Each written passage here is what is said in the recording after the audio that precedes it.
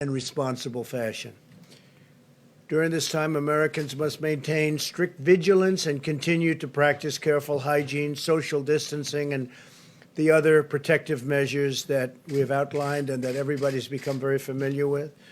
We continue to be encouraged that many of the areas hardest hit by the virus appear to have turned the corner. For example, recent deaths are down very, very substantially. You can compare that with their peak not so long ago, and you have numbers of 30%, 25%. In Detroit, as an example, it's down by over 50%. Congratulations. And in New Orleans, where they've done a terrific job, they're down 65%. 30 states have just one case or less per 1,000 people, far fewer cases per capita, as an example, than Germany, the United Kingdom, France, Italy, Ireland, Switzerland, Singapore, Belgium, Spain, Norway, the Netherlands, Austria, Sweden. My administration continues to press Congress to replenish the enormously successful Paycheck Protection Program, which has impacted 30 million American jobs. We hope to have an agreement very soon, and hopefully tomorrow the Senate's going to be able to vote. A lot of progress has been made on that, tremendous progress. It's a great plan. It's a great plan. It's helped a lot of people. So we hope to have a vote, maybe tomorrow in the Senate. And based on the record low price of oil that you've been seeing, it's at a level that's very interesting to a lot of people. We're filling up our national petroleum reserves, the strategic reserves, and we're looking to put as much as 75 million barrels into the reserves themselves. That would top it out. That would be first time in a long time it's been topped out. We'd get it for the right price. We're also pushing for the deal to include an additional 75 billion, our deal that we're talking about, $75 billion for hospitals and other healthcare providers. Many providers and their employees have taken a huge financial hit in recent weeks, and visits, elective procedures, surgeries, et cetera, were canceled. We think that they can all get back online. They'll get it done. The hospitals have really been fantastic. The hospitals, they've stepped up to the plate. They've really done a great job. We appreciate it so much. For areas less affected by the virus, we've issued new recommendations about how to safely resume elective treatments. HHS has also distributed the first $30 billion in direct payments to 1 million healthcare providers across the country. We've also invested $1.4 billion in community health centers to ensure our most vulnerable communities, including many African American and Hispanic American communities, have access to the services and testing that they need. Earlier today, Vice President Pence spoke with governors from all 50 states about our unified effort to defeat the virus. He had a great call. It was a great call, very positive in, I'd say, every way. Prior to the call, we provided each governor with a list of the names, addresses, and phone numbers of the labs where they can find additional testing capacity within their states. Many, many labs. We're providing you with a list. We'll show it to you now. If you need it, we'll give you the details. But hundreds and hundreds of labs are ready, willing, and able. Some of the governors, like, as an example, the governor from Maryland didn't really understand the list. He didn't understand too much about what was going on. So now I think he'll be able to do that. It's pretty simple.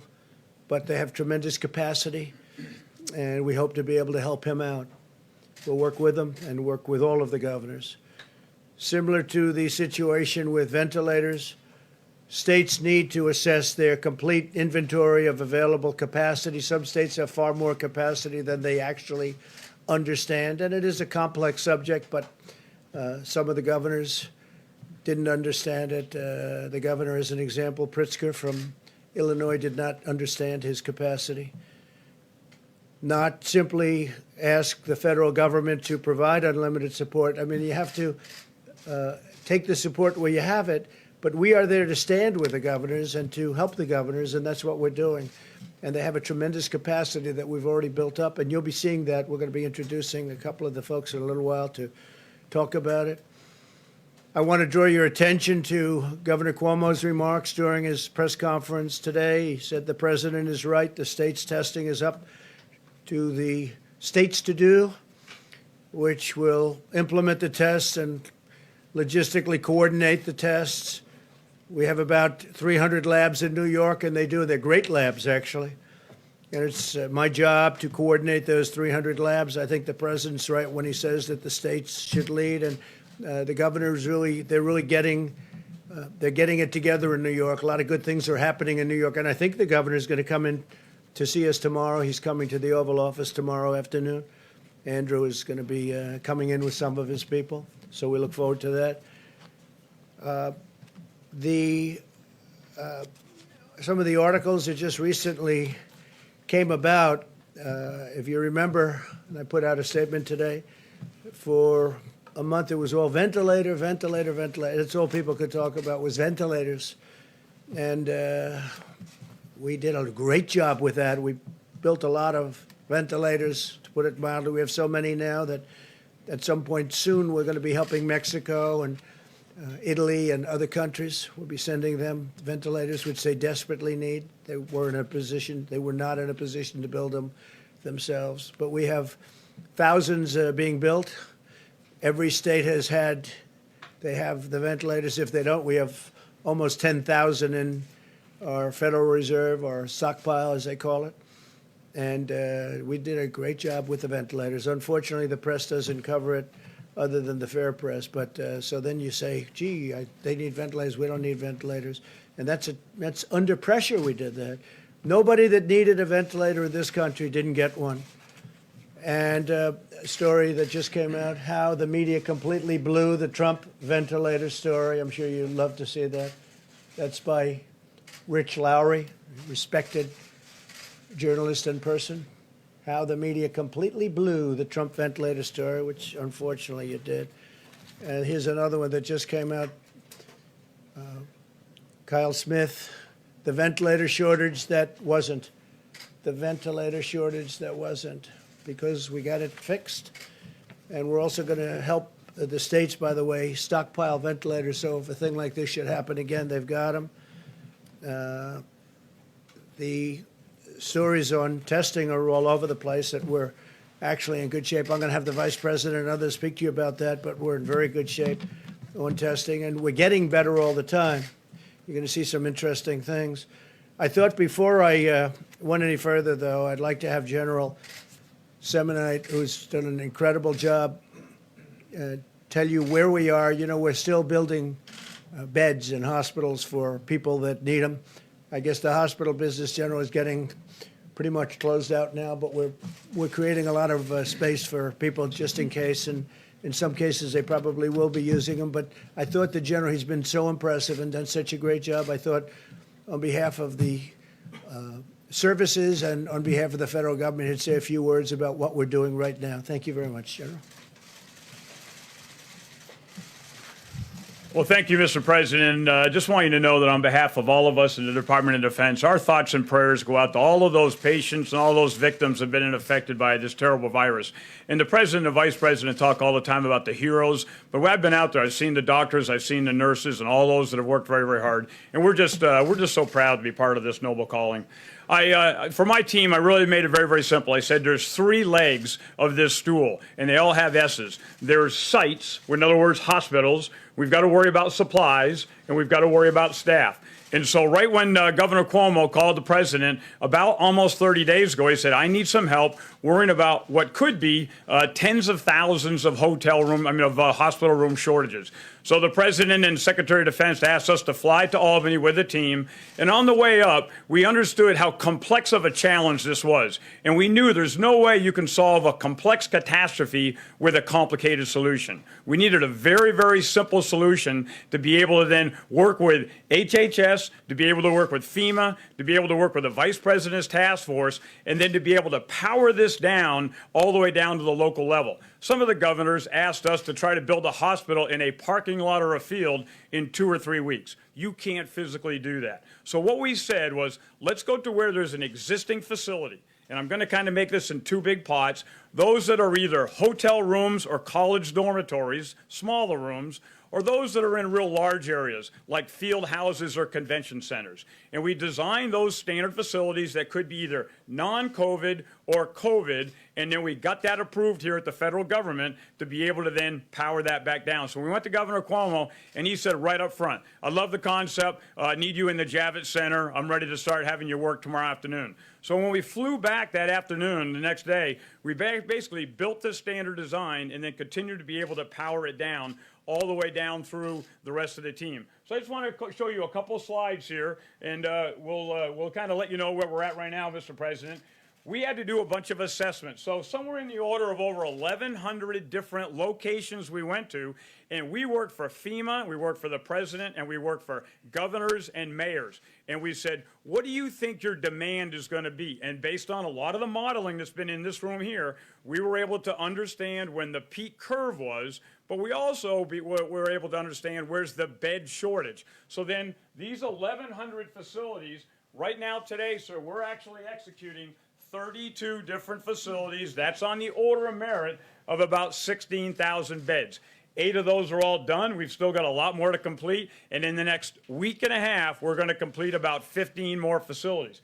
We've got some pending. Some mayors and governors are still wondering, do they have enough bed space? And what's important here is we need a very agile plan. You can't do something 3 weeks ago and think that this is going to continue to stay, because this virus gets a vote. And this entire team, the federal government, has tried to be as agile as they can, supporting those states and those governors. The beauty of the plan, though, is it doesn't have to be built by the United States Army Corps of Engineers. So we designed about an extra 52 facilities. We gave those to the governors, and I've got to be very, very laudatory to the governors. They then imposed and put a lot of those on the ground and did those themselves. So let's go to, I'm just going to show you some real simple pictures here. Go to the next slide if you don't mind. So this is an example of the Javits Center, and you've heard the president talk about it quite a few times. This one, about 2,100 bed spaces. What you get is about a 11 or 12-foot square cubicle. There is lights in there. There's a nurse call, so if you need to be able to call the nurse station. There are nurse stations throughout. There's pharmacies throughout. This one started as non-COVID, but then we came back in and put in central oxygen. So everybody has oxygen right behind their bed to be able to take care of those patients. And again, built this one, about 1,000 patients treated. Let's go to the next one. I was up in Detroit with Governor Whitmer, and she walked us through and told us her intent. Here's where she needed to do this in the TCF Center. You'll see all the cubicles that are laid out. This is right in the middle of a convention floor where there might be like a boat show or a car show, and then went in and built 970 different capabilities there. And again, a lot of great work by my guys in the Corps of Engineers and the rest of the mayors and the city's team all pulling together. Let's go to the next one. This is called the McCormick Place. Governor Pritzker sat us down. He said, here's kind of our intent of what you want to do. Mayor Lightfoot walked us through, and we went into another large convention center. This is actually 3,000 bed spaces, a very, very large build, and got this one done in a relatively short time. And then here's another one that kind of helps you understand the dynamic here. Go to the next one, please. This is in Miami Beach, and I flew in to see Governor DeSantis. And my guys had kind of scoped out about 450 beds, and he said, Todd, how long is it going to take to build this? And we kind of said probably till the 27th of April. And he went to his health people and he said, how long do you need? And they said, the day we need this is the 21st of April. And I told my guys, you don't have till the 27th. Figure out how to get it done by the 20th. This is where you don't get to build to be able to have the perfect solution. You got to be able to get the mission essential done. Lives are on the line here, and we've got to be able to get everything done to be able to save those lives. And let's go to the last one here. This is one we're doing right now, Colorado. This is in Denver, another gigantic convention center. You'll see all the different cubicles here to be able to just bring in that oxygen, 6-inch copper pipe that comes in, and it's all piped throughout the entire convention center, 6 miles of pipe that's able to go in to be able to make that happen. And in closing, I just want to be able to say that we are very, very focused in the Corps of Engineers getting this done. But this is all about the team, the federal team, the state team, the local team, the vice president's task force, and a lot of the people sitting here have informed us of how fast we need to go. And it goes back to, again, all the governors and the mayors that make this happen. But I want to reiterate, President Trump has called me 3 times, and Secretary Esper has been on the phone at least one of those times. and said, what else do we need to do to set you up for success? Is there any other knobs we can turn to be able to help you go? And you think about that equation of those three S's, I think that with the federal government and the mayors in the cities here, we've effectively taken that first S out of the equation. And so I can't tell you, of all the things I've done in my career, this is a noble calling to be able to step up and save American lives. So with that, sir, I thank you very much. Fantastic, Jeff. Thank you very much. Anybody have a question for the general while he's here? Anybody? Because I think it's very self-explanatory. He's done an incredible job. Jeff, do you have a question? Are there more projects, sir, beyond the ones that you've just identified that you'll be working on? So about a week ago, we thought we were about capped at 26. What we're seeing is, and I said the virus gets a vote, we're seeing some of these curves are stretching out where we might have thought we only had 5 or 6 days. We actually have a couple weeks now. Other ones we're seeing exactly the opposite. So where we didn't think there was some, and I'm not going to go into locations here, but we are definitely get requests in. We've got 6 more requests in just in the last 4 or 5 days. They're a little bit smaller facilities in more remote areas, but our job, we still, if we have enough time to go build, we want to get in there, do the assessment. We work for the mayor and the city and the governor here, and we can still get them done if the mayors and those elected officials make a fast enough decision. You might say while you're here, we're building, the general's in charge of the wall on the southern border, and we want to build 450 miles of wall, and it's very much under construction. You might give them a little bit of an update, how we're doing with the wall. So, sir, I think the most important thing, and you stressed this, and Secretary Esper stressed this, there's really several different priorities here. Our number one priority in Department of Defense and the Corps of Engineers is to protect the team, protect the force. No matter what we do, we've got to continue to take care of our civilians and our service members out there. And so every single thing we're doing, whether we're building for the VA or we're building for civil works projects or for the Department of Defense or building on the southwest border, we are going out of our way. I talked to my commanders this morning. We've got over 4,000 contractors that are on the ground out there, and we've had no positives as of this morning, knock on wood. Same thing with my 400 employees. We're testing them, not necessarily with the more stringent test, but with temperatures to be able to make sure that everybody's safe and everybody goes out of their way to do things the right way. Construction is going very, very smooth. What we're seeing is our contractors are extremely focused. Now that we've got a good, clear path, both on the CBP program as well as some of the DoD program, we, I think, very well postured. It's a very, very aggressive build, but we're well postured to be able to meet your expectations, sir, of 450 by the end of December 2020. And we're over 160 miles. 164 as of today, sir. 164 miles, and we'll have it done sometime pretty early next year. Very exciting. Yes, sir. And you might just say one thing, the quality of that wall in terms of its power for stopping people that shouldn't be coming into our country. So same thing. If you have a standard design that you trust in and it works very well, I've got a pat on the back, Commissioner Morgan. He was very adamant to continue to be able to make sure that it supports his agents. And so we've got a design now that certainly does that. And then we've got a phenomenal contractor workforce that's in there, my Corps of Engineer employees, and it's going in well. We don't see any significant problems. And I think it's also important to point out that we want to do this the right way. So we try to balance this with environmental considerations are out there. We're trying to do due diligence when it comes to anything to do with any of the citizens that are affected. We're trying to make sure that we're protecting all of the things that we need to protect and try to find that balance where we can both meet the administration's directive while at the same time making sure we're doing this so that everybody gets a vote and everybody has a fair shake. Okay. Yeah, please. May I ask what you're doing regarding the availability of, at the recreation sites that the Army Corps of Engineers operates, how the access is going there and whether or not there are restrictions? So I'm an engineer. I take my guidance from some of these experts sitting on the bench over here. And when the president says, turn on America, what we initially did, like many, many other governors, they, shut down beaches, shut down cities. I had a meeting with my commanders this morning, and as soon as we think it's safe, turn them back on. I mean, parking out there at a rec area where you're 500 feet away from everybody in a camper is probably low threat. I will continue to take guidance from the administration, but where we get green lights to continue to put our rec areas full up and let everybody go back out there and do things the safe way. I mean, we work for the administration, so I want to do it safe, but I don't want to be the last guy that turns things on. Not at all. Yes, ma'am. Hi, thanks for walking through some of the efforts. Do you have any Can you say anything about whether or not there are any specific efforts in communities that are hardest hit, like Black communities or Latino communities, communities of color? Are the Army Corps of Engineers doing anything that would be building any sort of temporary facilities for those communities? So we basically key off what the city asked for, the city and the governor. There are a couple specific areas that certain city mayors have asked us for. Again, I'm not going to go into details, but we basically, if they go in and say, I'm very worried about a hot spot on this side of town or a specific community here, we will do, and that's what the administration is charged to do, is whatever we can do to be most responsive.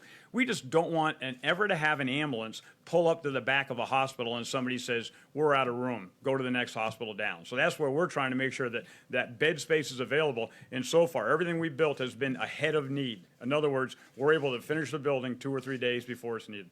Thank you, ma'am. Okay. So you know you have a choice. You can stay and watch these wonderful people ask us really nice questions, or you can go back to building beds. Sir, I got a lot of building to do. I'm going to leave if I you had don't a mind. feeling you were going to say Thanks, that. sir. Very impressive. That's an impressive job, isn't it? Seriously? It's really great. Thank you very much. He's a terrific gentleman. We have a lot of great people doing that kind of thing that they really have to get recognition for the incredible job they're doing, because I don't think anybody else could do it. Nothing like that. And that's on top of thousands and thousands of hospitals. And, you know, he built, just in New York alone, 4 hospitals and 2,900 beds, and got them done so quickly nobody saw anything like it. Fortunately, we haven't had to use too many of them, and that's okay. That's probably better news than having to use them all, right? Because a lot of good things are happening in New York and elsewhere. So through the public-private partnerships and deregulation, the federal government has already made immense testing capabilities available, but some states need to take action to fully utilize it. To date, the United States has conducted millions more tests than any other country. You can add them all up, and they don't catch us. And our numbers are doubling almost on a, certainly on a monthly basis, but almost on a weekly basis. We're moving very rapidly, far at a number nobody thought possible. And we'll be doubling our number of daily tests if the governors bring their states fully online through the capability that they have. We have tremendous capability out there already existing, and we explained that to the governor today. Mike and all of the people explained it very strongly to the governors. They really get it now, I think.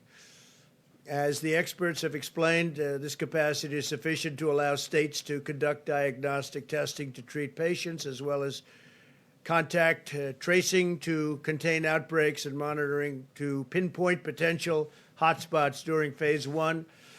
And there are some hotspots, and we have them pinpointed, and they can really cover it very, very nicely when they know exactly where to go, and they're being told where to go. And also these locations where they're going, and some of them are federal. Some of the governors didn't realize they were allowed to use federal locations. They are.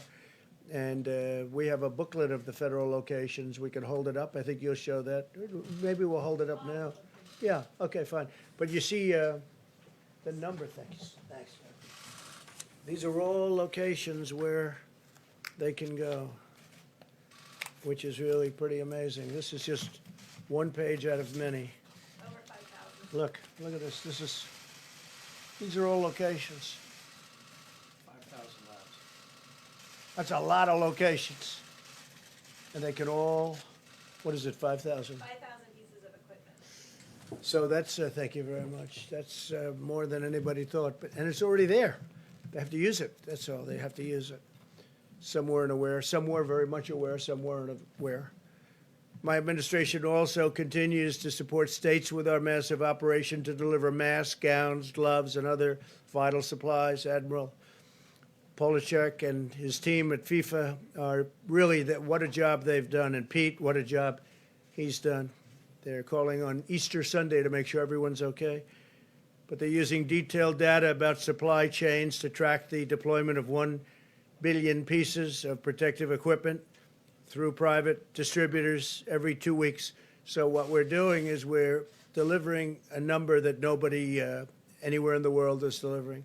FEMA is working closely with Dr. Birx and the distributors to prioritize supply of resources where they are most needed. We're finding the location that they have to They have to get to that location. We have locations that are very important to get to and get to them fast, and that's where they're going. So we have a very strong priority. This pandemic has reaffirmed the importance of keeping vital supply chains at home. We cannot outsource our independence. We cannot be reliant on foreign nations. I've been saying this for a long time. If we've learned one thing, it's let's do it here, let's build it here, let's make it here. We've got the greatest country in the world. We've got to start bringing our supply chains back. Somebody years ago got this crazy idea, let's build all over the place and let's have parts, let's have a screw for a car delivered and made in a country that's far away. And let's have a fender made someplace else, and let's do this and let's do that, and let's put it all together. And I like making it right here in the USA. And I think we've learned a lot about that, and especially maybe when it comes to pharmaceutical products.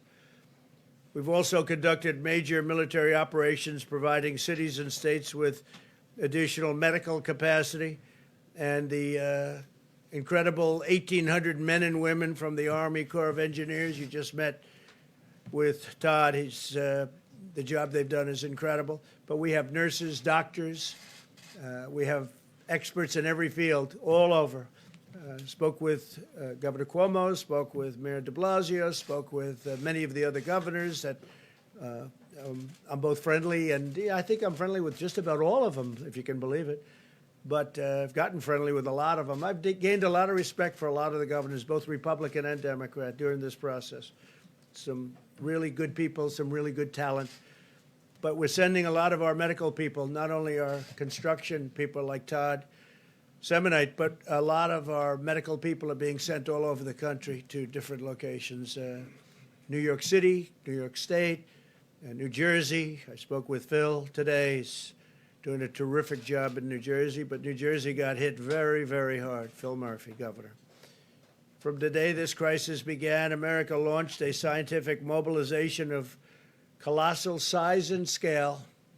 Someday they'll be able to write the true story, because nobody's seen anything like it.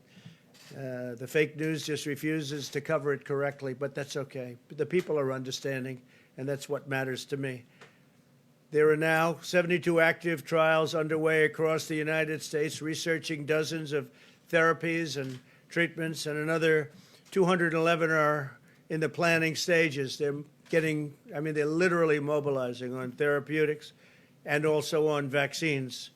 A tremendous progress is being made on vaccines, and I must say on therapeutics. I mean, frankly, if I had my choice, give me the therapeutics right now, because that would help people right now. And we have some things that I think are working, not only working, but we have some incredible things that look like they could be an answer, but we'll know soon. Being tested, working out right now. This includes their therapies designed to attack the virus, as well as others that would hinder its replication, reduce the rate of infection, control the immune response, or transfer life-saving antibodies from the blood of recovered patients. And one of the incredible things that we've seen, and Mike and I were talking about it before, is the fact oftentimes somebody gets very ill from the plague, okay, from this horrible scourge, and they get better and they recover. And the first thing they say is, I want to give my blood. That's happened. The doctors have told me it's happened so much. I want to give my blood. I want to give my blood. And they're doing that. But tremendous things are happening. You'll be seeing that over the weeks. I think we'll be talking about it in the not too distant future. Johnson & Johnson's very well along on vaccines. Again, the vaccines have to be tested. The therapeutics are for now. But a lot of good things are happening on both. But ultimately, we also hope to prevent infection through a very safe vaccine. And that'll be a great thing when we have that. And we will have that. So with that, I'd like to introduce Admiral Guar and Brad Smith to discuss some of the incredible things that have been done. And they really are what they've been able to do in a very, very short period of time. With and equipment. You're going to see equipment that you haven't seen before. And if you just come up, Brad, if you guys would come up, you could give us a little display of some of the equipment that we have and some of the things that are happening, having to do with testing, because testing is a big word. Remember, it was all ventilators. And the reason it was all ventilators, they said, there's no way he'll ever be able to catch this one. And not only did we catch it, we are now the king of ventilators all over the world. We can send them anywhere. We have thousands being made a week, and they're very high quality. And that wasn't playing well. So then they said, testing, testing. Oh, we'll get them on testing. Well, testing is much easier than ventilators. Ventilators are big machines that are very complex, that are very expensive. You need you need a group of people that really know what they're doing. We took auto lines, we took a lot of different people, and now we've done that. But it used to be ventilators, ventilators, ventilators. Now it's testing, testing, testing. And I think the Admiral, and I think that Brad will show you some things that you haven't seen that are really very spectacular, having to do with testing. We're way advanced, way advanced. The list I showed you, these are places you can go if you're in the States. 5,000 different machines, 5,000. They're all over the country. We have international also, but these are all over the country. But you'll see something now that's really eye-popping in terms of what they've done. And they've done this under great pressure. They've come up with things under great pressure that are absolutely amazing. So please, if you would. Thank you, fellas. Well, thank you, Mr. President. I want to talk about a couple things today, a little bit different than I've spoken about before. Since early March, we've really been focusing on two key concepts for testing. Number one, to assure and expand supplies in the U.S. market. This is really critical because we were talking about really a cottage industry with very minimal suppliers that we were asking to supply over a 2-week period of time the normal production that would be for at least a year. And as simple as a swab is not a swab is not a swab. And we need to be very careful that when we put something in a person and tell them a test result, that it's really correct. The second component is to secure sufficient supplies at FEMA during this time of peak disease, where we could alleviate any maldistributions within the state. This is the FEMA process of requesting and sending things out and also supporting outbreaks. So starting many weeks ago, starting in my office many weeks ago, we assembled a multidisciplinary team of really incredible people. The medical side of the equation, which I represent, the laboratory side of the equation, high-tech side of the equation, logistics and operation. And Brad Smith is his day job is director of the Center for Medicare and Medicaid Services, an incredibly important component of our country's CMS system, building the future healthcare system, but has done a really incredible job operationally and logistically in bringing everyone together. We have focused on every piece of the supply chain that relates to testing, down to the most minute detail, and he's going to talk to you about some of that. But that started in the second week of March with starting an airlift, because the only supplier, the main supplier of swabs at that time, was a place in Italy that was completely shut off because of the outbreak in Italy. So Admiral Polubchak arranged Greytail Air Force planes to go to Italy to bring millions of swabs back to Secure. That's just how it started, and it's expanded since then. The second part is we've been really marrying, and this has been the beauty, the logistics and supplies to the overall strategy. Two pieces of strategy. Number one, what is the overall testing strategy? And Dr. Birx has had just an elegant strategy in the past, but even more important in the future, when we make sure we take care of indigent populations and those most vulnerable. So the clinical, the contact tracing, and the monitoring of those who are at most risk. We've also married it to the strategy, and you've heard more than you wanted to know about it, that a small machine that's point of care is good for certain things, but it's not going to test 5,000 people over a short period of time. So the small machines, the medium machines, and the large machines, and how to contextualize them. And the third thing, before I give it to Brad, which is very important, and it's really critical, is coordinating the research, the epidemiology, and the FDA regulatory process. And why is that so important? When we started 5 weeks ago, if we wanted to test this many people with the technology we had, we would have used about 80% of the strategic national stockpile in PPE just to do testing. We needed an innovation. That innovation was to be able to test out of the anterior nose with a completely different kind of swab. It sounds very mundane, but if you don't do that, you can't get the testing to scale. That allowed us to really go to widespread testing. last week, moving to polyester swabs, which is going to open up millions of new swabs onto the market. But that's a regulatory science and innovation step that had to co-occur with this. And with that, I'm going to let Brad talk about some of the details that he has really shepherded over the past weeks in ways that have truly been amazing and incredibly impressive to me. Well, thank you, Mr. President. It's an honor of a lifetime to be here and serving in this way. I've been working under Dr. Birx's and Admiral Gerard's leadership over the past several weeks to help increase the supply of testing across the United States. As you all know, there's really three parts that you need to make the test work. First, you need the machine, which, as Dr. Birx will share more and the President spoke to, we have a very, very large number of those across the United States. It's about making sure that we're taking advantage of them. The second part of the testing is making sure that we have the collection supplies to actually be able to collect the specimen, and I'll talk a little bit more about that. And then the third part is making sure that you have the materials you need to support the machine to ensure that you can actually process the test once it gets to the lab. I'll let Dr. Birx talk more about the machines here in a second, but as you'll see, across the United States, we have a tremendous number. They range in variety. So we have some very small machines that do point-of-care testing. They may do, say, 50 to 100 tests a day. We also have other very large machines that can do several thousand, process several thousand tests a day. On the collection supply piece, I'll talk through a couple different kinds of collection that can be done. So for the nucleic acid test, which are the tests that are currently being done today, you generally need a swab of the nose. To do that, you need the swab, you need the collection tube, and you also need the transport media that it can be transported in. We have a very large number of swabs already in the country, but we have secured an additional 30 million in production that will be ramping up over the next several weeks. One company located in the Northeast, we're going to be using Title III of the DPA to help them build 4 new production lines. They are currently the largest swab producer in the country, and this will help them ramp up their production tremendously to over 20 million additional swabs a month. A second company located in Ohio is currently the largest Q-tip maker in the country. We're helping them convert their line from making Q-tips into making swabs. They are actually ramping up production starting this week of swabs and will be ramping up to over 10 million per month. So in total, that's over 30 million new swabs that will be coming just over the next handful of weeks. The second piece is on the collection tubes. The collection tubes, we've been partnering with Oak Ridge National Lab, a Department of Energy lab based in Tennessee.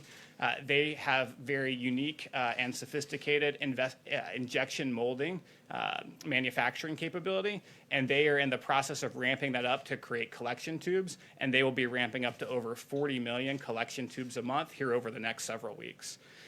In addition to the swabs, we believe that as testing progresses, there'll be other types of testing like serological testing that will occur.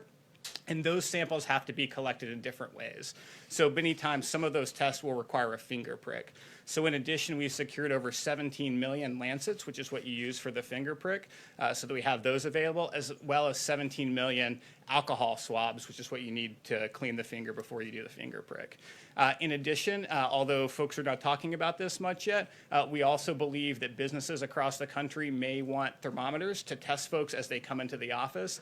And so we've secured over 650,000 infrared thermometers that states and businesses will be able to access to be able to test folks as they come into work. So I think we've made tremendous progress on the collection side.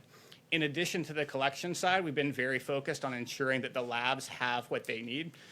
To process a specimen in a lab, you really need 2 things. You need something called an extraction kit, and you need something called a PCR test.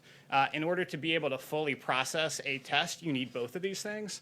Sometimes these things come together, and sometimes they come separate. For some of our point-of-care tests, including the Abbott and Cepheid tests, they come together. They are ramping up production rapidly to over 3 million of those tests per month, and these are tests that did not exist even a month ago. The second piece is on some of these large machines. They also sell complex cartridges that come together. One of the big manufacturers is that has already ramped up production from about 1.6 million a month to more than twice that already, and that's already occurred. In addition to when they come together, they also sometimes come separate, and we see significant ramping up of production there from our manufacturers through our public-private partnerships. And we're seeing both several million more over the next few weeks of both the RNA extraction kit as well as the PCR test kit. So with that, thank you. Mike, please. Thank you, Brad. Thank you, Mr. President, and I share your admiration for this remarkable team, from the Army Corps of Engineers to Brad to Admiral Giroir. They're doing a remarkable job every day. As the President mentioned, today we had our weekly conference call with governors across the country, states and territories, and I was able to convey to them our appreciation for the leadership that every governor of every state and territory has provided. Thanks to their leadership, thanks to the extraordinary cooperation of the American people, despite the fact that more than 770,000 Americans have contracted the coronavirus, and our hearts grieve for the more than 41,000 Americans who've lost their life. The truth is that as we stand here today, we are slowing the spread. And as the President reflected, we continue to see steady progress in less cases, lower hospitalizations, even in hotspots around the country. And we commended America's governors for their efforts in that regard. We are preserving our healthcare capacity, as the General with the Army Corps of Engineers reflected. The President's direction, we've built a great number of hospitals around the country, but the utilization rate has been fairly low because of the mitigation efforts, the cooperation of the American people. We have not had to use them. And that, as the President said, is very good news. In a word, we thank governors across the country for taking actions, decisive action, to save lives and to make a difference. I reminded them that we're all in this together. We have one mission, we're one team. We spoke on the conference call about last week's guidelines to open up America again.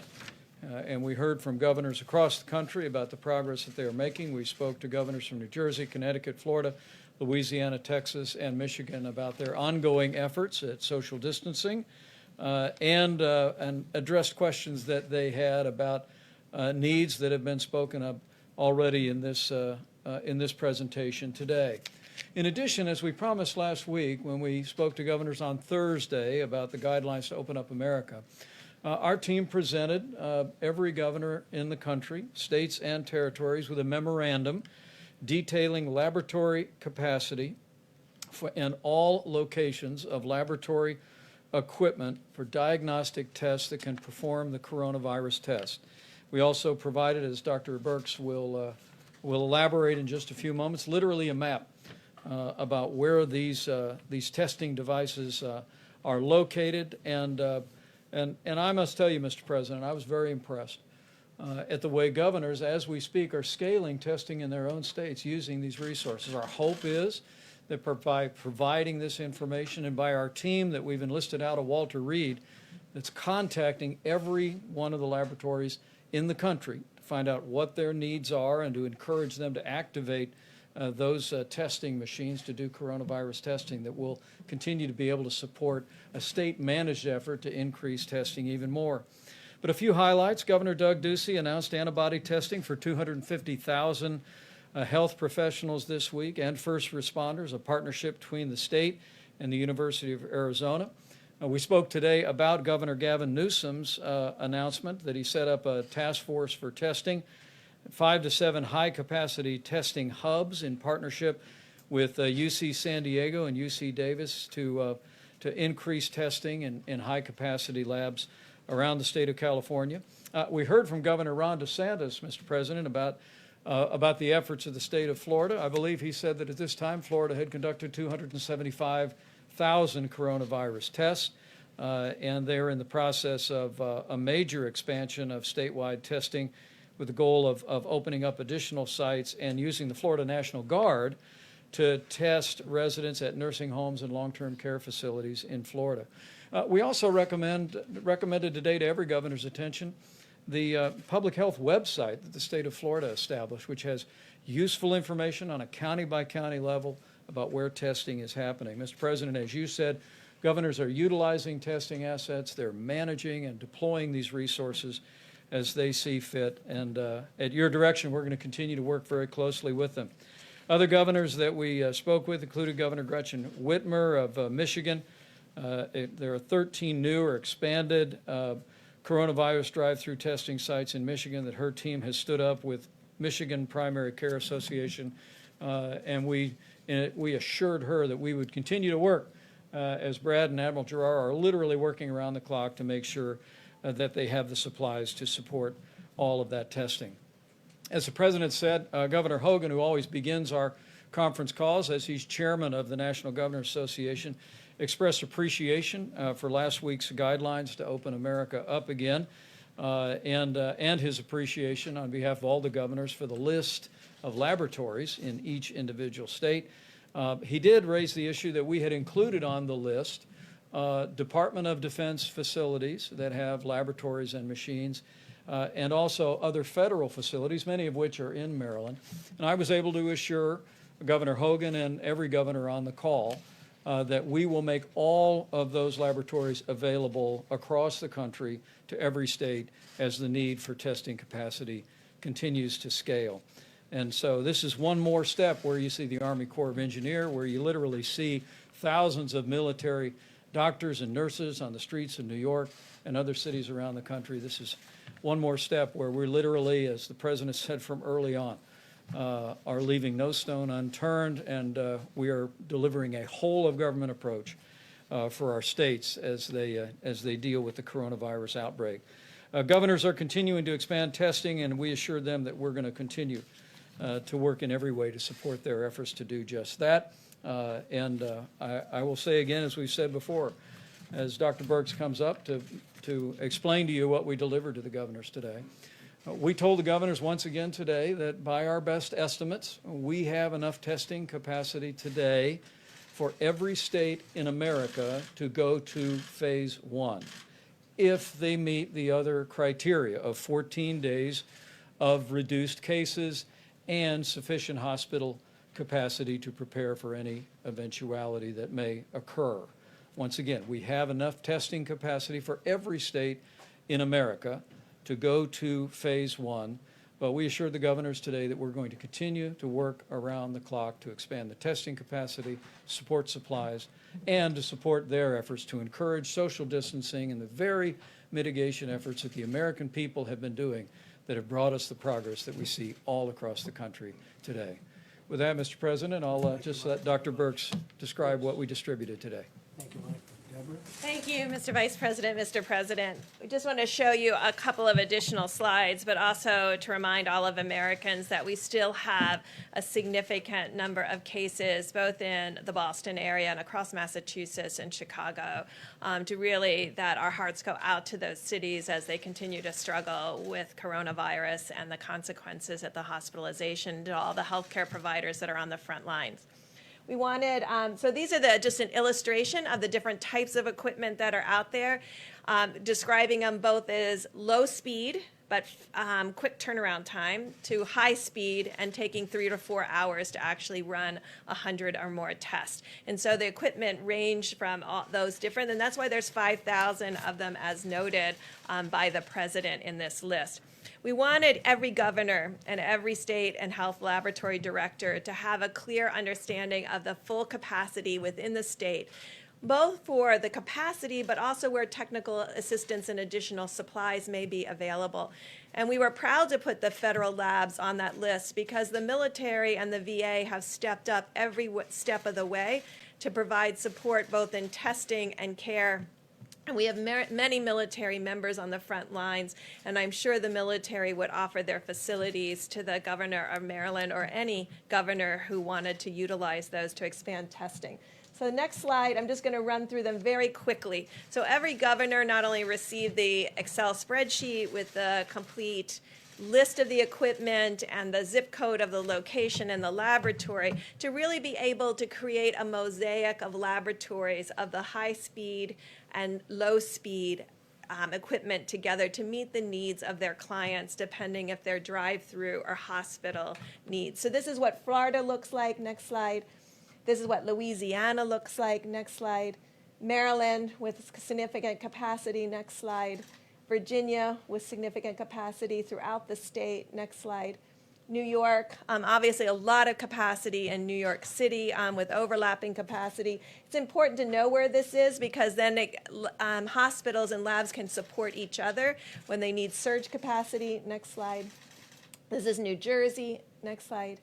Pennsylvania, next slide. Massachusetts, next slide. Ohio, next slide. Oklahoma, next slide. Washington, next slide. I think that's Wyoming.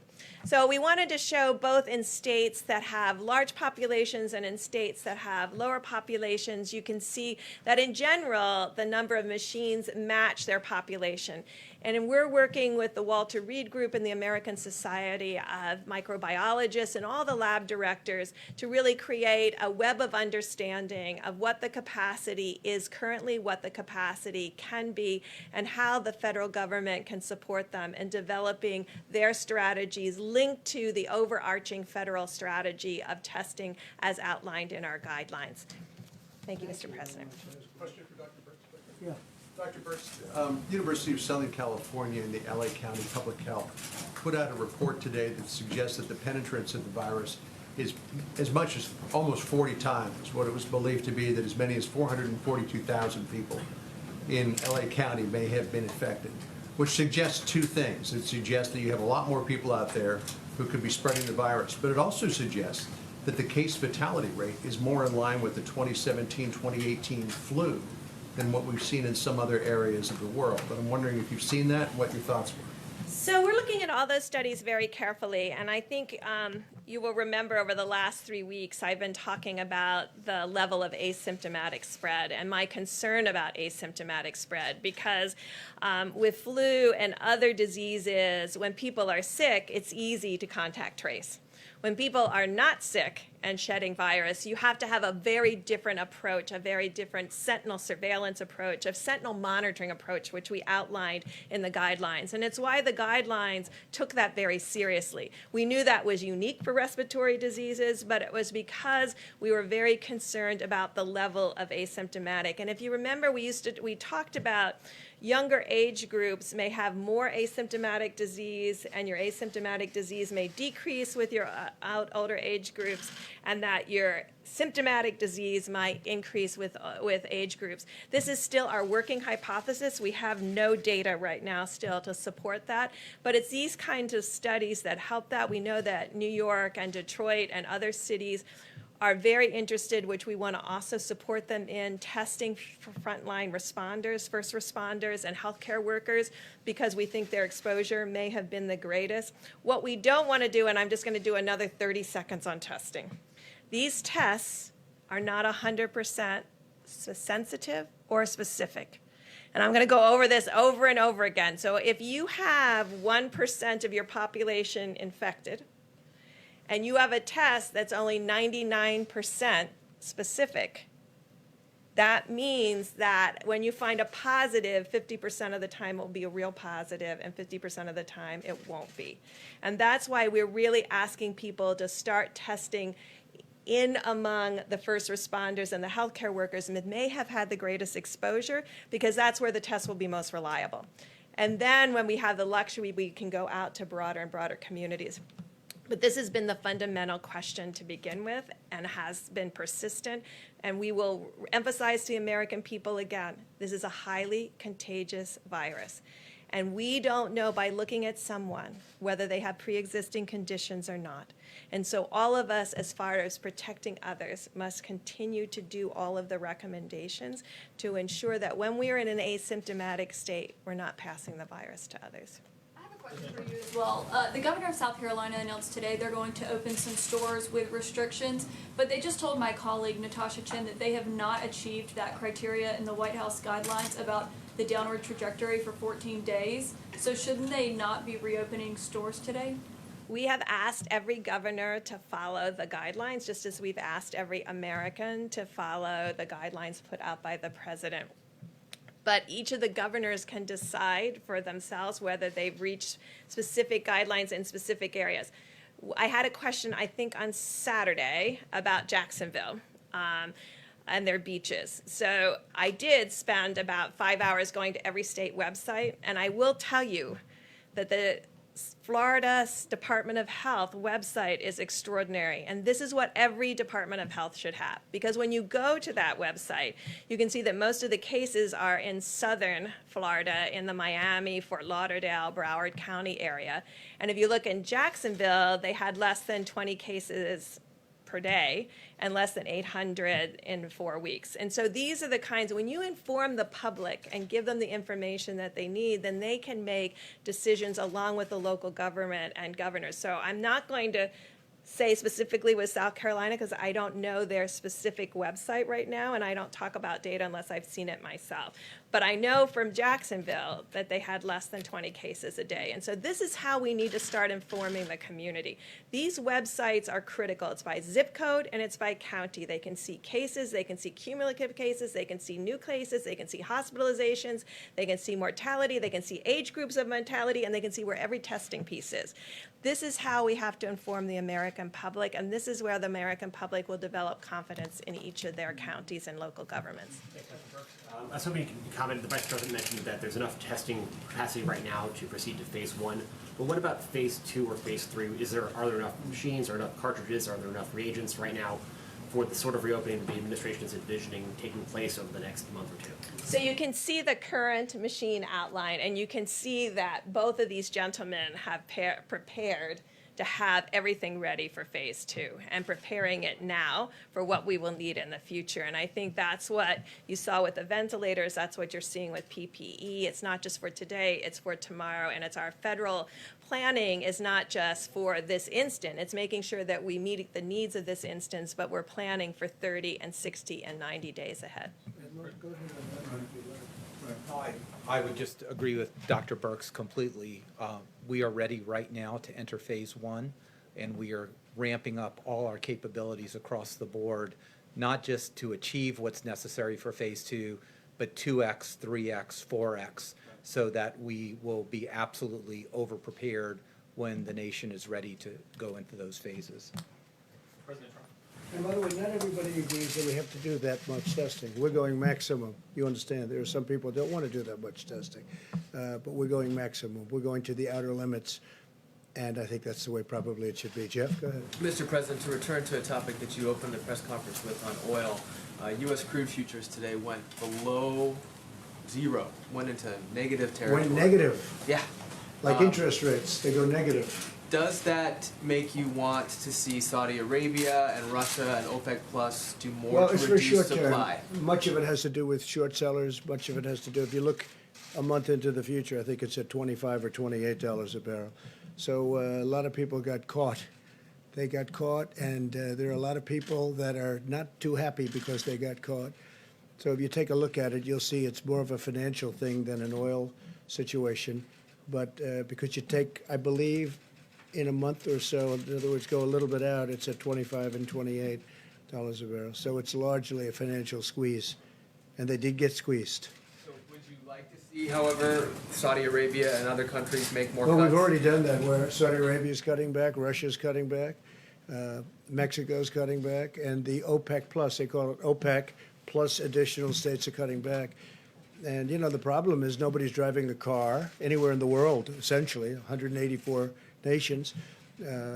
Factories are closed and businesses are closed. And so all of a sudden, we had really a lot of energy to start off with, oil in particular.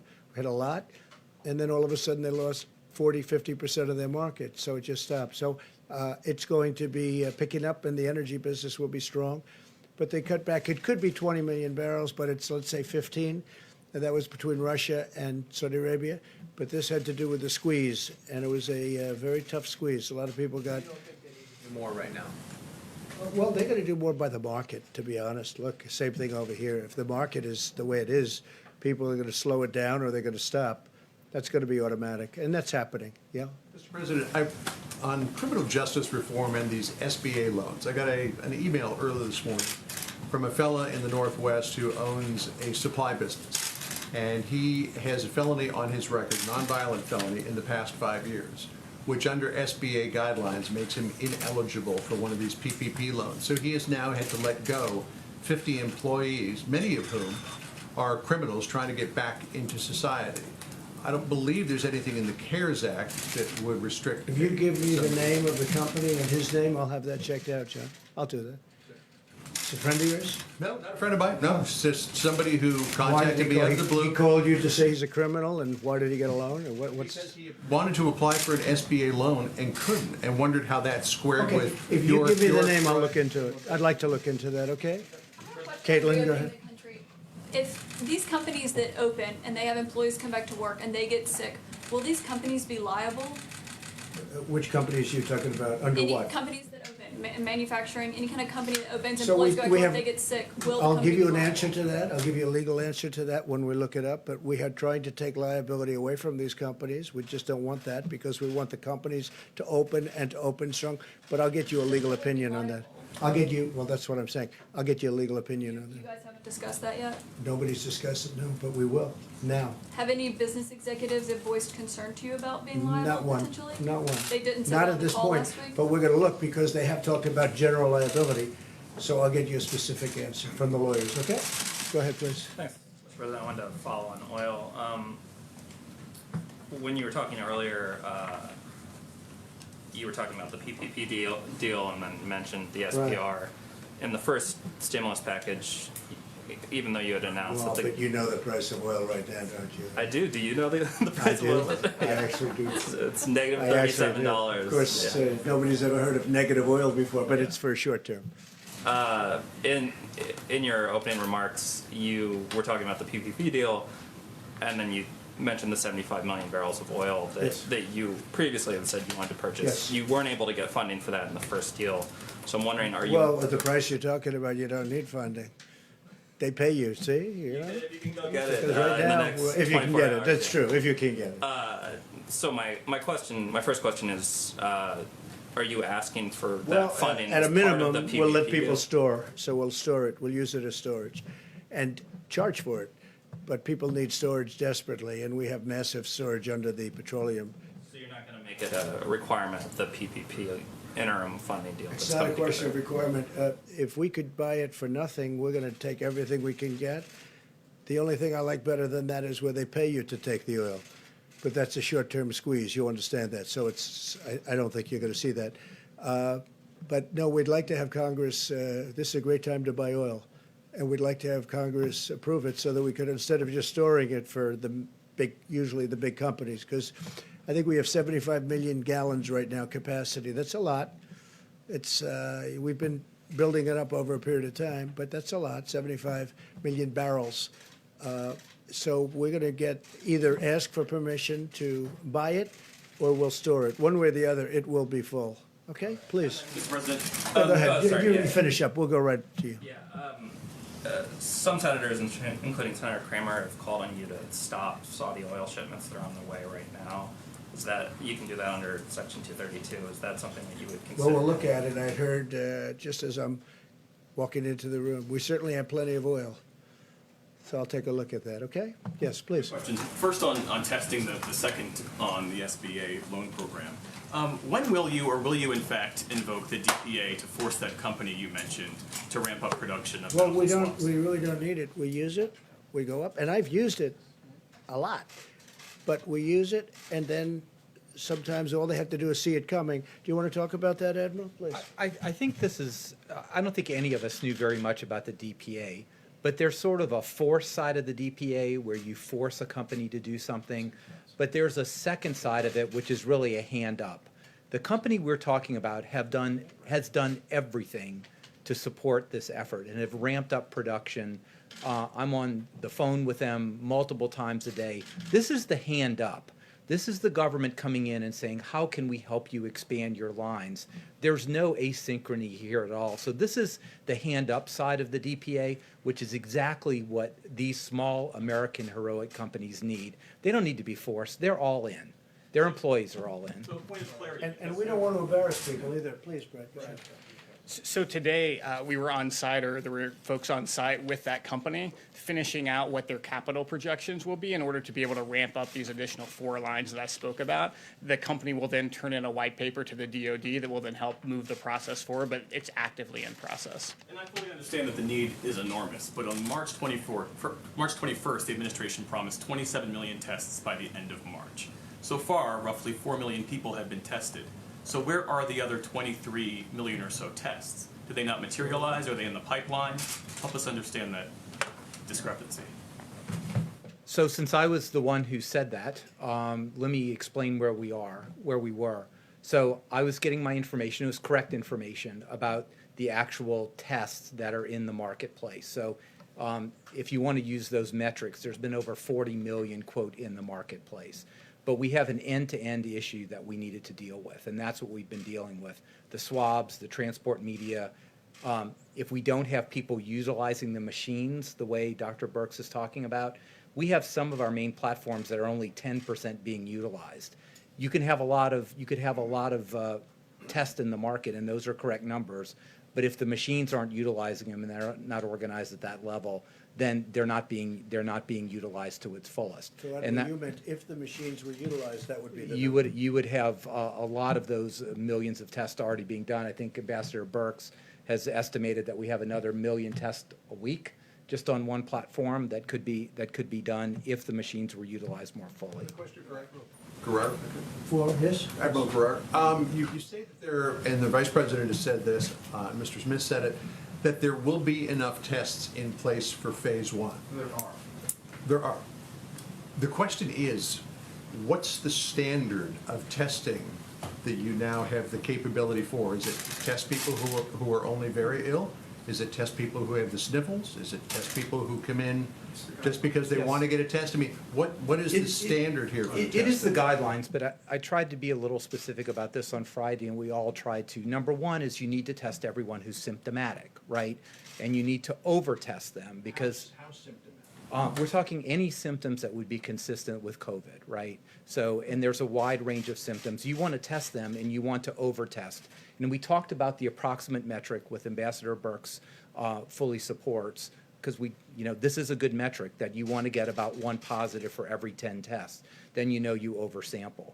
Second, and this is a really important part of the strategy, is because so many people are asymptomatic, there's no way that you can test enough people to pull 1 asymptomatic out of 300 people in the population. So the strategy with Ambassador Birx offered, and I talked to epidemiologists around the country, and they go, wow, I wish I would have thought of that, is to really focus on the vulnerable population where we know that the asymptomatic rate could be much higher than the rest of the population.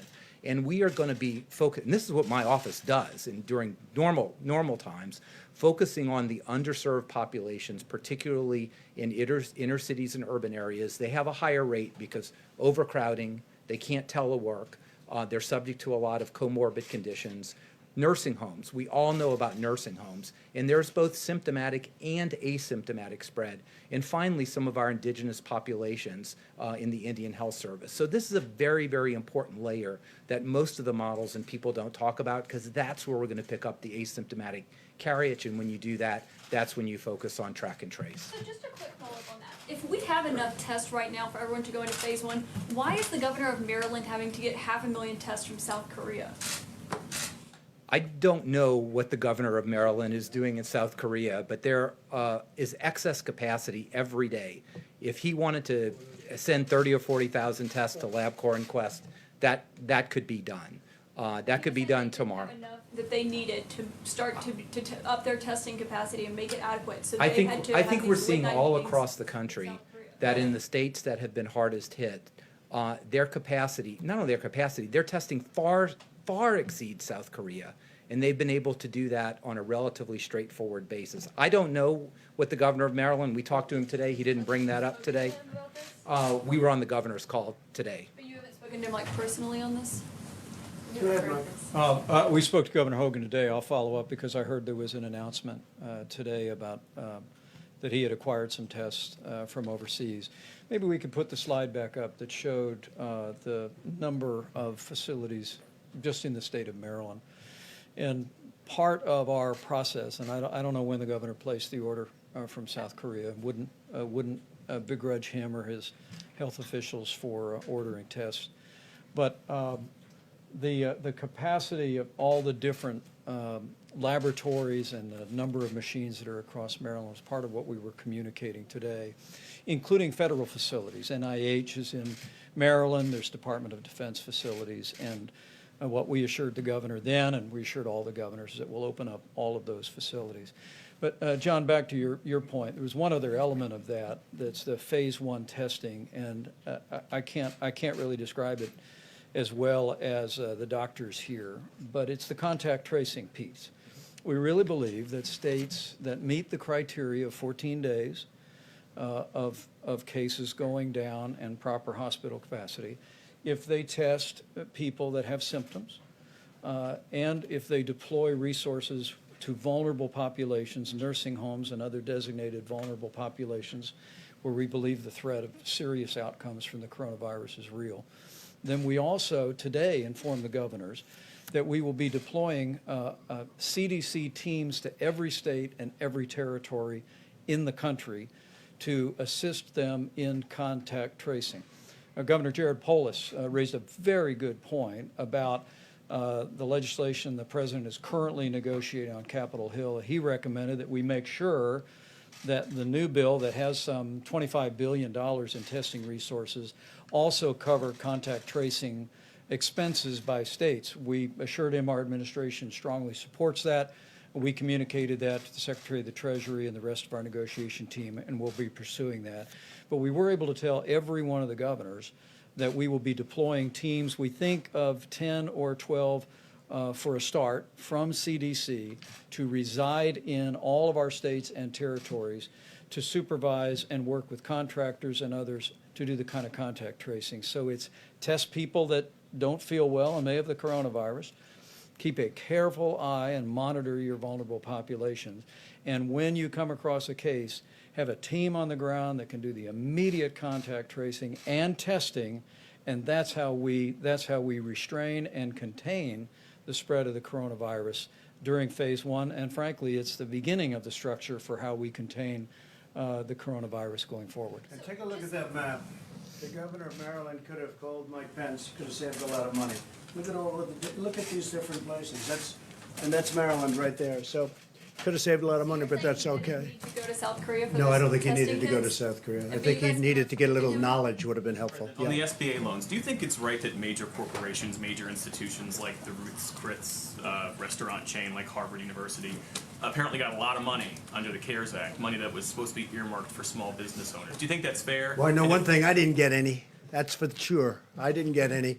We'll look at individual things, and some people will have to return it if we think it's inappropriate. But should the criteria be changed that that money goes to people who need it? Well, it's being done by great professionals. It's being done by banks, and as you know, community banks all over the country.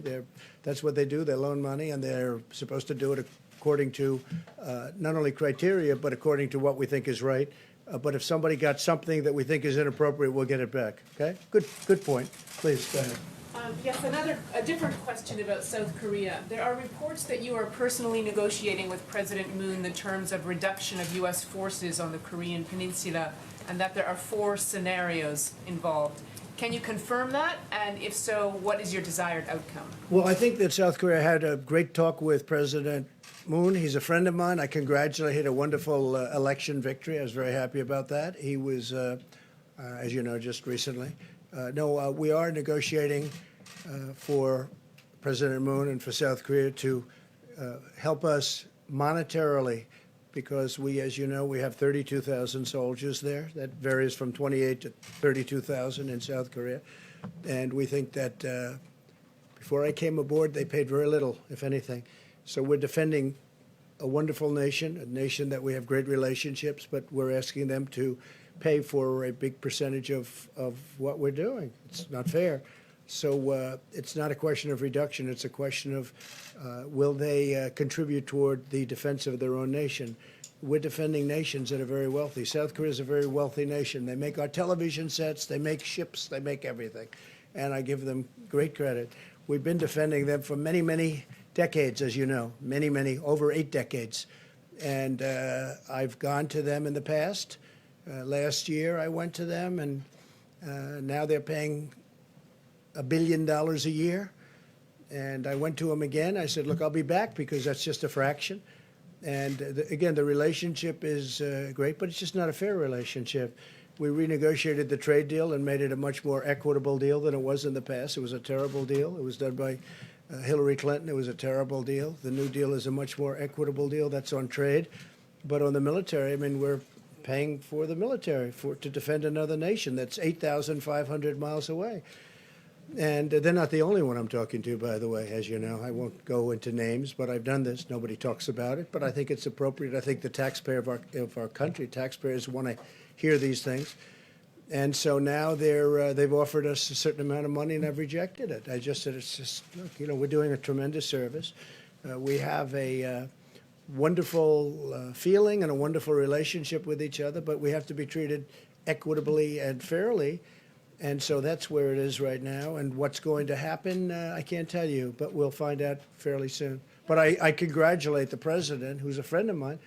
I congratulate President Moon on having a terrific victory. Please. Yeah. Thank you, sir. A question for you about Governor Cuomo's visit, and then also a question for Dr. Birx, if you'll let me.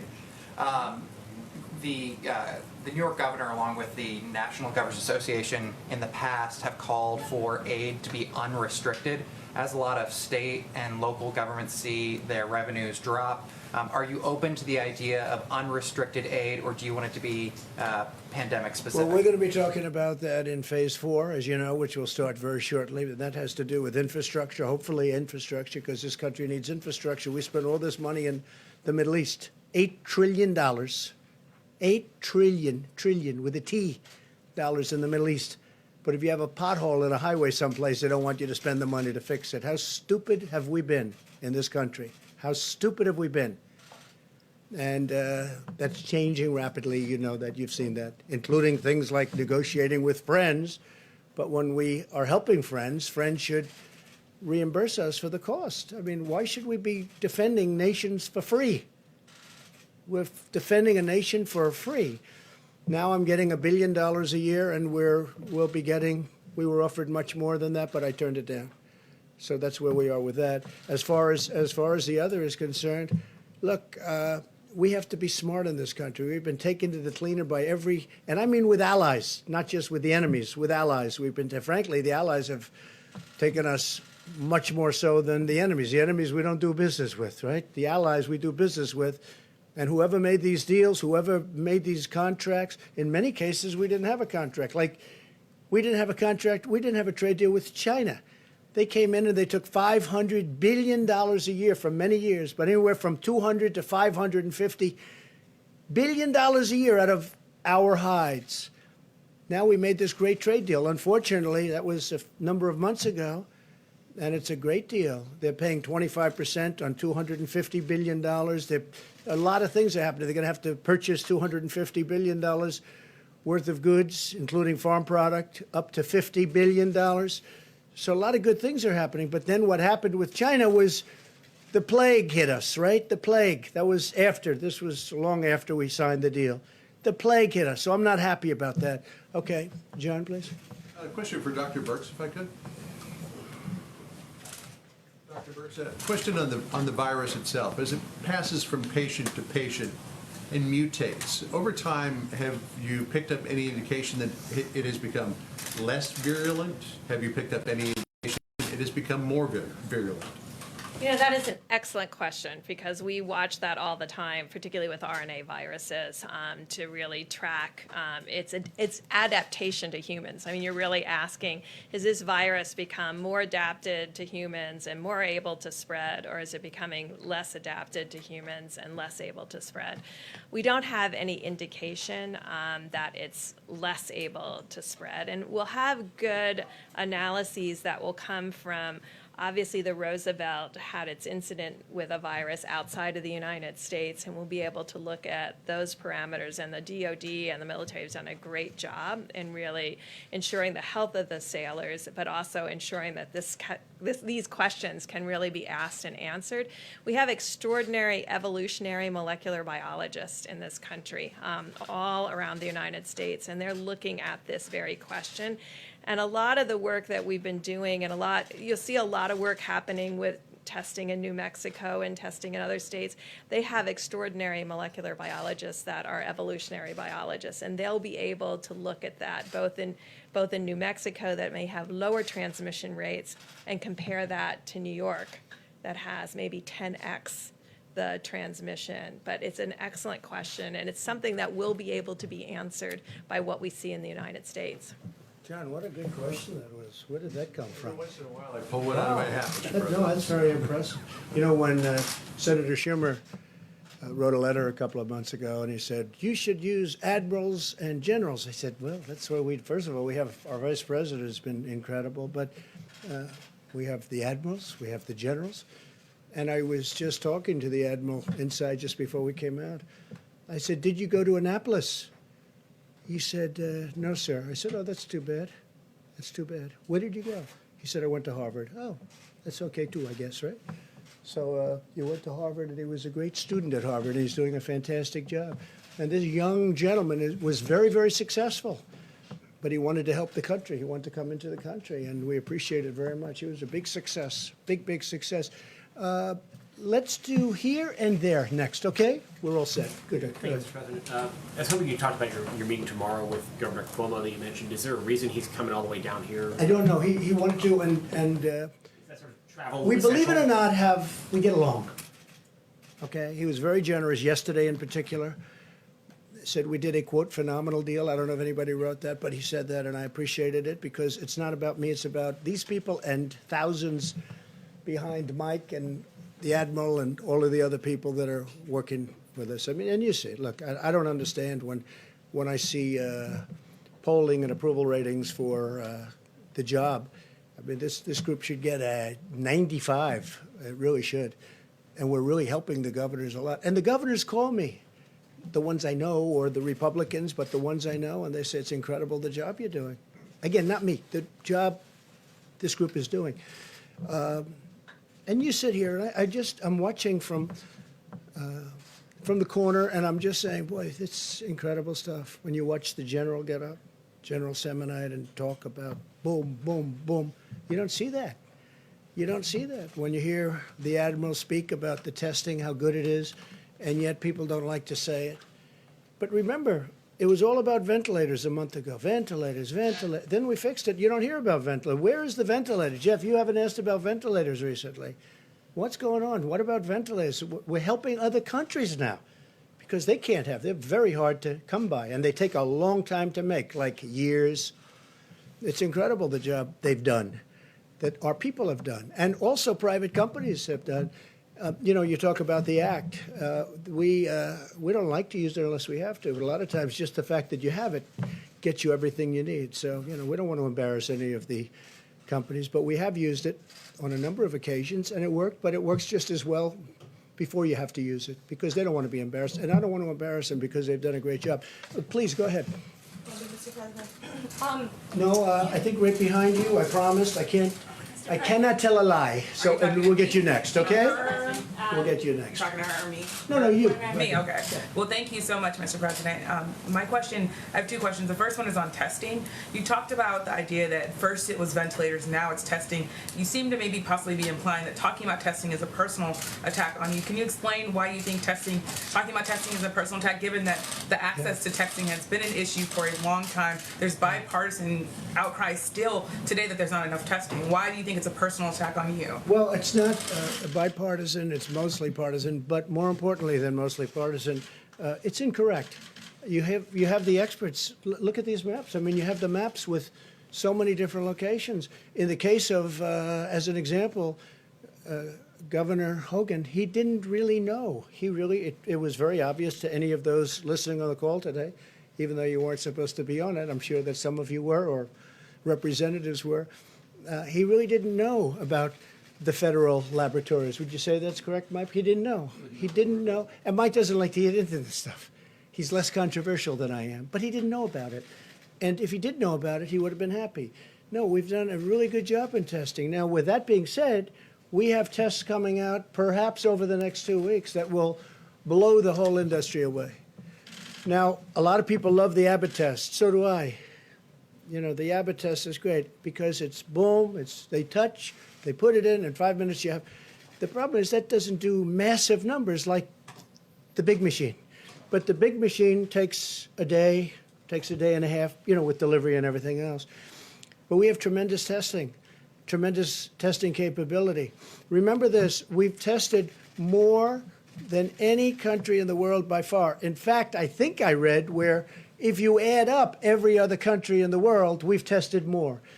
But remember this, we're dealing in politics. We're dealing with a thing called November 3rd of this year. Do you know what November 3rd represents, right? You know better than anybody in the room. November 3rd of this year, it's called the presidential election. No matter what I do, no matter where we go, no matter how well we do, no matter what, if I came up with a tablet, you take it and this plague is gone. They'll say, Trump did a terrible job, terrible, because that's their soundbite. That's the political soundbite. They know the great job we've done. But with all of that being said, and also there is a thing that somebody could talk to if they want, but I don't want to bore you with it. Not everybody believes we should do so much testing. You don't need so much. We're talking about maximum. The reason that the Democrats and some others, maybe because they don't know, they want maximum because they want to be able to criticize. Because it's almost impossible to get to the maximum number, and yet we've been able to do it already. But with that, and you'll be seeing this over the next couple of weeks or sooner, we have a test. If it comes out, it'll revolutionize the whole world of testing. It'll be something really special. So I don't view it as personal at all. What I do say is it's something that's not fair to thousands of people that have done such a good job. That's not the question I have about your language and how you approach the coronavirus at the beginning. I interviewed someone who said that his family got sick. They went to a funeral in mid-March. And they said mainly because the president wasn't taking it seriously. He said, if the president had had a mask on, if he was saying we should stay home, then I would have stayed home. Well, Instead, I have family members. He said his family members were sick, and because they were listening to you. Do you feel like, or are you concerned that downplaying the virus maybe got some people sick? And a lot of people love Trump, right? A lot of people love him. You see him all the time, right? I guess I'm here for a reason, you know? To the best of my knowledge, I won. And I think we're going to win again. I think we're going to win in a landslide. But just so you understand, you're talking about March, right? Yeah. And yet, excuse me, I know, I understand. And yet in January, a certain date, you know the date better than I do, we put on a ban of China where China can't come in.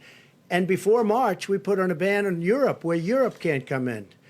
So how could you say I wasn't taking it seriously? Do you know, I put on a ban on China before anybody in this country died.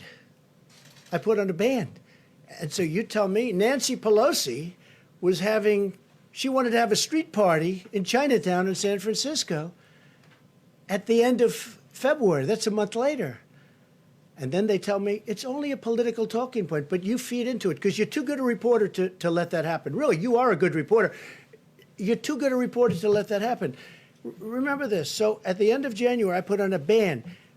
People that were in that room will tell you, I think there were 21 people. I was the only one in the whole room that wanted to do it. Fortunately, I was the one that counted for that purpose. We put on a ban because I was reading bad things about China. World Health Organization should have told us. But I was reading it with or without them. They should have known. All they had to do was read it. They didn't have to even be there. But they tried to cover up for China. World Health covered up for China. But no, wait, but you can't say this. Look, I put on a ban. In other words, I stopped China from coming to the United States. I stopped Europe from coming into the United States long before the March date that you're talking about.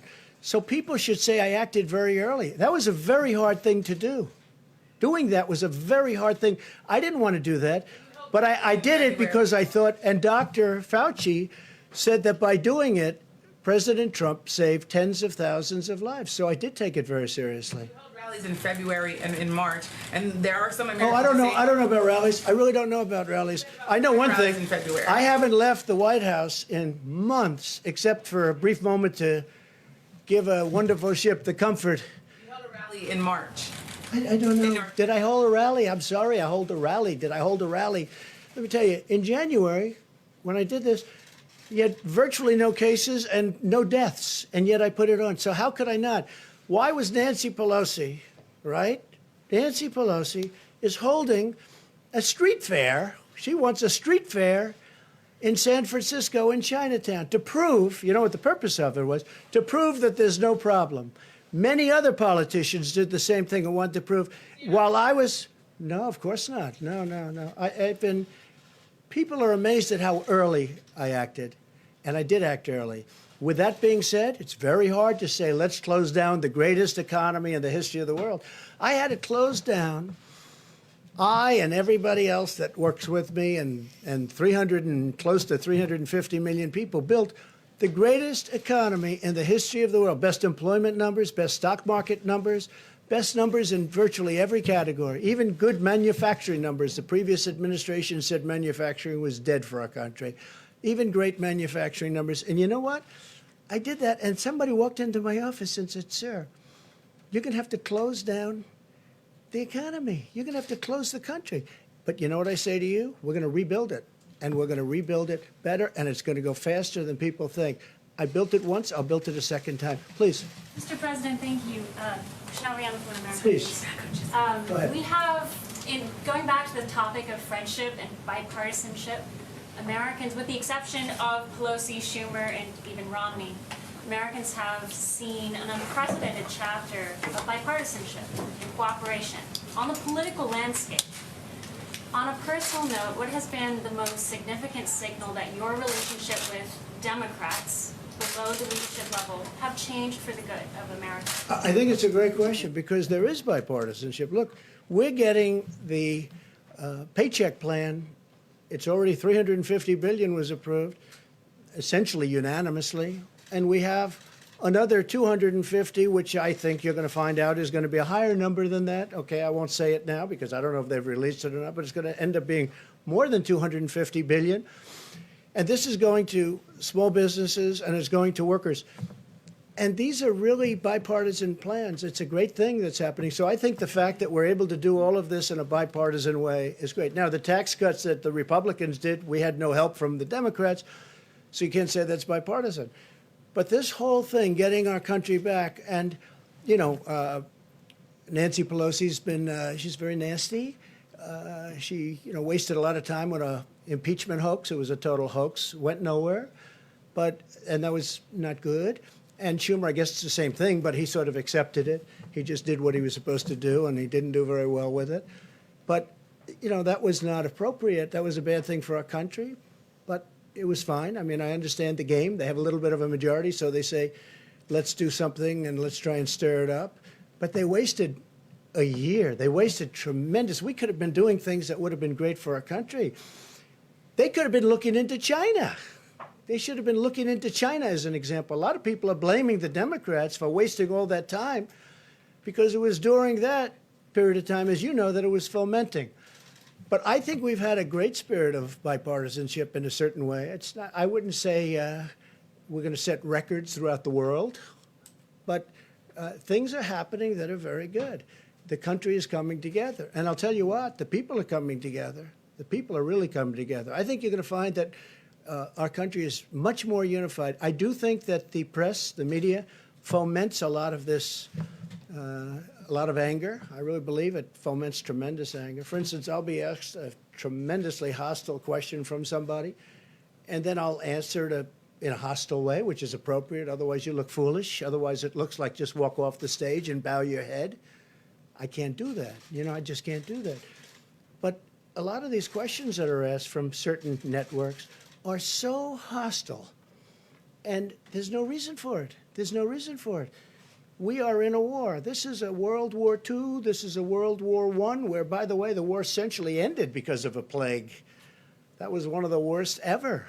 They lost almost 100 million people.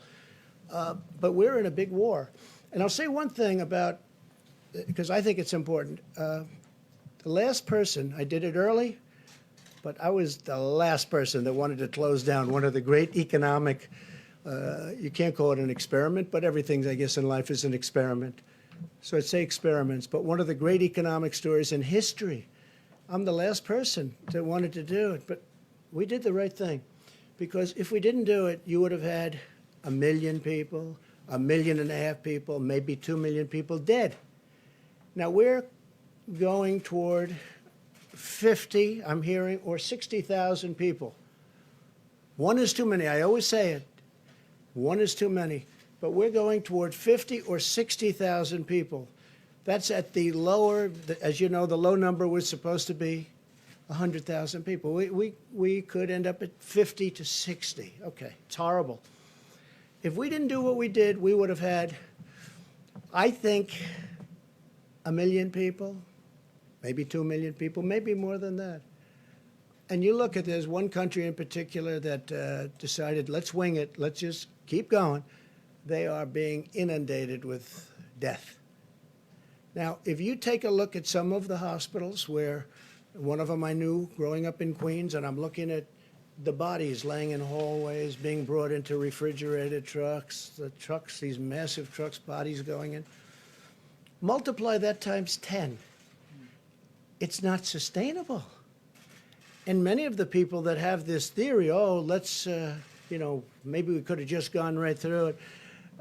I was somebody that would have loved to have done that, but it wouldn't have been sustainable. You can't lose 1 million people. That's almost double what we lost in the Civil War. I use that as a guide. Civil War, 600,000 people died.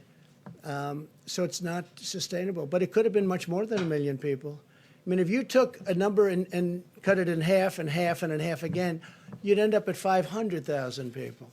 Okay, if you want to make a very conservative guesstimate, 500,000 people is not acceptable. Is that a correct sort of an analogy? So, I mean, I see it all the time by friends of mine, by people that I have great respect for. Well, we could have done this, we could have done. And remember this, when we say 50 and they compare 50 to the 35 of the flu, because it averaged 35, 36,000 over a 10-year period, it's a lot. Who would think that? But we're not talking about with the flu, it just goes. We're not locking ourselves in our units. We're not locking ourselves in our apartments and not moving and not touching anybody and just saying, the world. In this case, we are. And we're still going to lose between 50 and 60.